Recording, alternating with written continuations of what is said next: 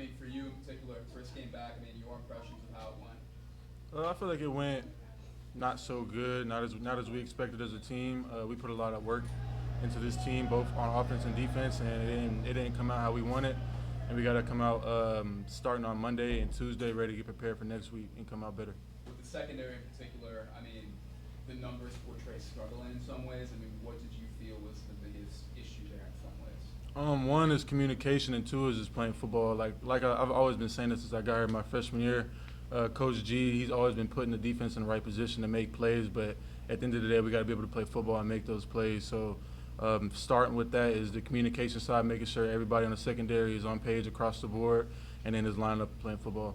This is something we've kind of talked about. You know, there's this idea that this defense and the secondary in particular too, I mean, can be more talented than it was last year, but it just has to come together in some ways. Was tonight like a good example of that, just needing to kind of turn the corner? Yeah, for sure. And of course, it was our first game. We got to see like what we had as a team because we lost a lot of players last year, of course. But yeah, like I said earlier, just making sure everybody's on the same page, because once you do that, I feel like we can be really special. And everyone's on the same page, we can really go out there and play football and have fun. So. You know, I mean, like you can break it down on tape for hours and hours and hours, and then you do one drive out there on the field, and then you get the full taste for it. What stood out to you in terms of A&M's offense, and what they did particularly well, and who kind of stood out? I would say just their receiving core, of course. They put a lot of points up on our secondary, and just really just how they executed on offense. They were a first-class team, did everything right. They're a really good team, and yeah, just came out and outworked us today.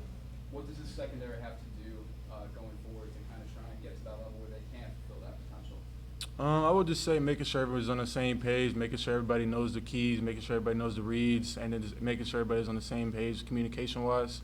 Communication is a really big key for our whole team, so we got to make sure everybody's on that same page. Anything from the Zoom? No? No, we'll go back to Sean's got one more. Defense, I mean, you guys did a pretty good job against the run from A&M. And what's just your read on that perspective, considering the role that part of the game, considering that role you play in terms of defending the run? I mean, that's the whole motto of our defense, is to stop the run and be able to play on the back end. So I feel like the run game and how we stopped it was a really good start for our defense. The pass game did not show that. So I feel like we had a really good, decent start in the run game, but we need to get way better in the pass game. I know you're disappointed in the loss, but you see great potential for this defense. Yeah, of course. You play an offense, great team, great defense. See a lot of upside to the defense this year. Yeah, of course. Just making sure, because in fall camp we had a blast. The offense is going back and forth with the defense, competing, both sides making plays. And you can tell our secondary is making plays in camp and even approaching this week. So we've got to make sure everybody comes in this next week with the right mindset, ready to work, and come out ready to beat Tennessee Tech. So. All right, we're going to let Tavian go. Thank you, Tavian. See everybody on Tuesday.